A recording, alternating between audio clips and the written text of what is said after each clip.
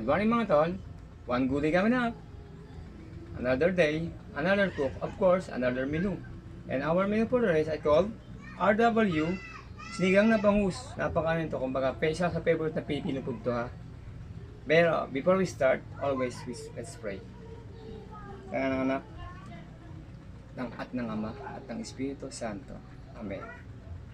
Panginoon, maraming salamat po sa panibagong araw na ipinahiram mo niyo sa akin. At maraming salamat rin po sa pagkakaaloob niyong pakanin para sa amin. Lubos po ang aming pasasalamat ng Ama at ng Anak at ng Espiritu Santo. Amen. Let's start. Our ingredients for today is, of course, RW, sibuyas, kamatis, original na Nor sinigang, and then bangus or milkfish, siling green or siling panigang, patis. We have a ground black pepper, okra, sitaw, kangkong, at haluan ko ng konting dahon ng malunggay for healthy use. Mga to, let's start. Natin itong kawali.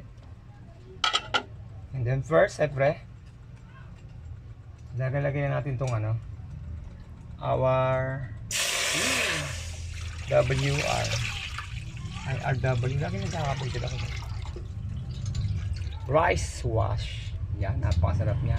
Full of calcium. And potassium. Nakikita mo yun ang katawan mo pagbabago. Pag ginamit nyo ito. Pinitin nyo lang siya. And then, konting lang naman. Pwede nyo. Siguro sabi na natin.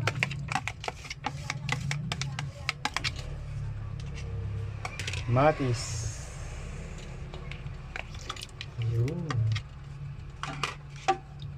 Haluin natin. Pinitin na siya ng konti. Yun. Okay na siya. Tinit na siya. Lagyan natin yung bangus. Kailangan mas masarap yung fresh na bangus ilalagay nyo. Depende, yung iba kasi ang nilalagay puro ulo lang siya. Puro velo lang siya, maulaman lang siya, puro ulo. Karamihan kasi sa ulo ang gusto bangus eh. Kasi totoo lang, nasa ulo yung sarap ng bangus. Lalo yung matabang bangus, kasi gusto yung ulo. Hawin lang natin siya. Ayan. Hindi natin magaling medyo maluto. Huwag natin masyadong baka madulog yung huwag yung masyadong malakas sa pagkakahalo niya. Yung mga tol. Kadalawang minuto na tayo, okay na yan. Lagyan natin ng konti. Huwag masyadong madudurog yung niya, isda niya. Pag masyadong madi ng halo niya. Mild lang ang pagkakahalo niya. Yan, kitang-kita na gano'n na. Umiit na yung niya. Kumukulo na rin yung RW natin. Pwede natin ilagay yung yung ating original sinigang mix. Natin siya. Yun o.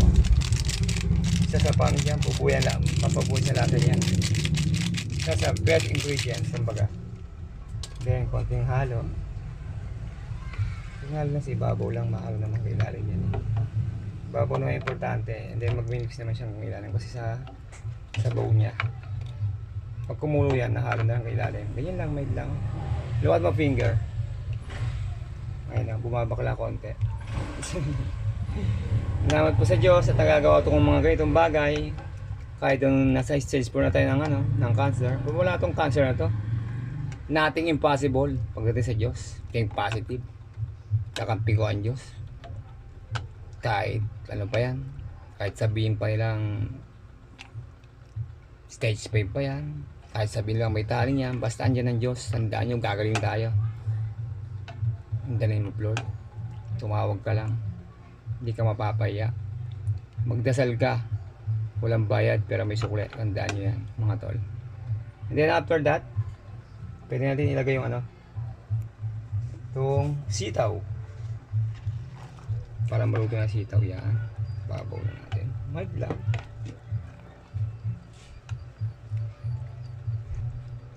Okra. Siling pansigang or siling green. Ayan, lagyan natin yan dyan.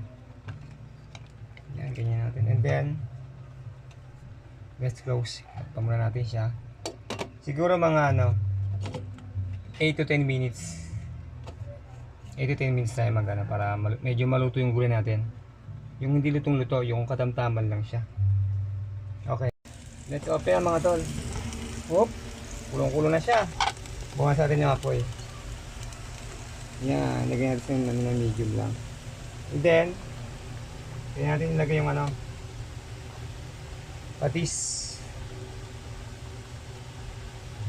Yun. Patis. And brown black pepper. Yung medyo durog, hindi yung durog na durog. Iba pa yung black pepper na durog na durog. Ito yung medyo lang siya. Rock lang siya, medyo rock. Sumunod ito sa buo. Yun, okay, babaw. Yan, yung gulay niya, huwag yung masyadong, pag alam yung, masyadong lutong-luto. Para, manatili yung pag niya, yung ganda niya. Kumbaga, manatili yung appetizing niya. Yung green na siya. Ilagay yung natin. Ito, dagdag ko lang to, yung iba hindi naglalagay. Pero gusto ng mga anak ko to Gusto yun ng asawa ko. For a good health, malunggay, the best to. Malunggay leaves. Pero yung iba talaga, ayaw hindi naglalagay nito.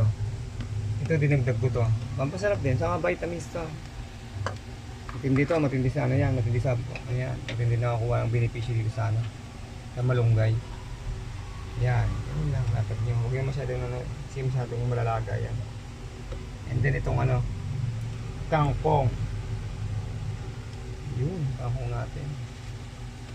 Kasi ibabaw lang yan, hindi siya ganun madali ito. Napakadali maluto nito. Ito na yan, pwede nyo patayin yung kalan pag ganyan. Let's open na, off na natin. Ready po na yan, para serve. Patayin natin yung kalan natin. Ayan tol, bagong na naman, nakaluto natin. Thank you for watching, please follow and share.